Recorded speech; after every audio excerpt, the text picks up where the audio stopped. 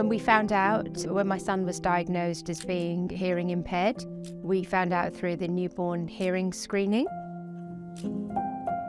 We were told that he was deaf at that time. We were quite in denial and didn't want to believe it and just hoped that his hearing would progress. But unfortunately, he had some residual hearing, but not a lot or not enough to pick up sound. And that was only with the aid of hearing aids.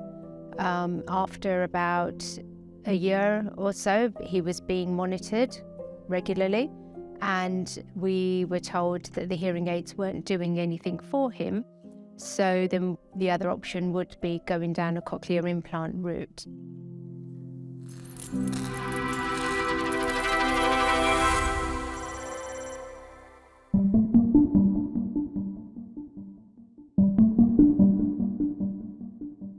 We are there to overcome hearing loss as a barrier to communication and quality of life.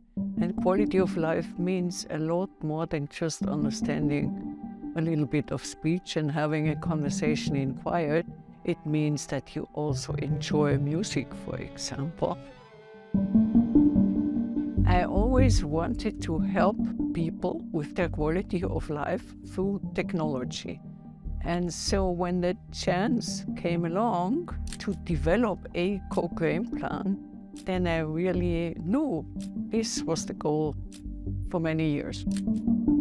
I think that hearing loss often remains untreated, mainly due to three reasons, I would say.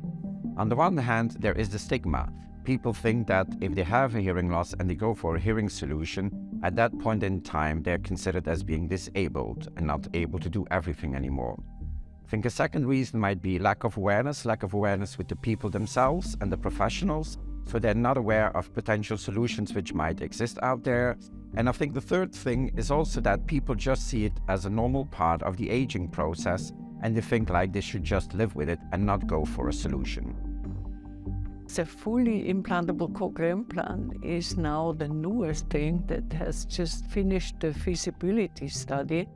But after 40 years or more developing partly implantable cochlear implants. Robotics are entering our field, the field of hearing implants. The robotics will help to be more precise, be faster, and be able to insert the electrode of a cochlear implant in a very slow and consistent movement such that more of the residual hearing can be preserved. The device to do that has a CE mark, and already at this point in time, more than 50 patients have received their cochlear implant, supported by this surgical robot. That is an important goal, preserving the residual hearing to a higher extent than already possible.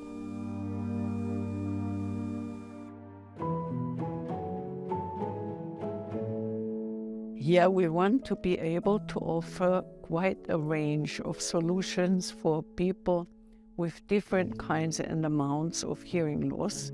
And it ranges from the cochlear implant to a combination of acoustic amplification, like with a hearing aid, and the electrical stimulation to middle ear solutions, or bone conduction devices, or even passive middle ear implants. Every age group can benefit from very young to very old, but for children who are born deaf, it's very important that they be implanted as early as possible. And between 5 months and a year or a year and a half is the optimal timing, because they need time for rehab before they enter school. The earlier they get implanted, the easier it is to get up to the best benefit that they can get out of the devices. I got my first cochlear implant in 1996 on the left side, and I got my second cochlear implant 2 years later on the right side. I was the first child that had a bilateral implantation. Back then the medical world didn't really believe that you can hear with 2 cochlear implants at once. They thought that one cochlear implant is already too much for the brain, and they could not merge the information of two cochlear implants. After my implantation on the second side, after the cochlear implant has been turned on, I improved a lot in my general hearing, and it was a safe proof that it is possible to hear with 2 ears with the cochlear implants. I'm a part of the research and development of MedELF, and I want to improve the technology we are all using. Here at MEDEL, it is important not to leave any patient behind. New technologies will come up and will arise, and our patients who have been implanted a longer time ago, let's say 20 or 30 years ago, need to be able to benefit from this latest technology which is out there, from the optimal possibilities towards speech understanding, in quiet, in noise, or for example, towards music perception and enjoyment.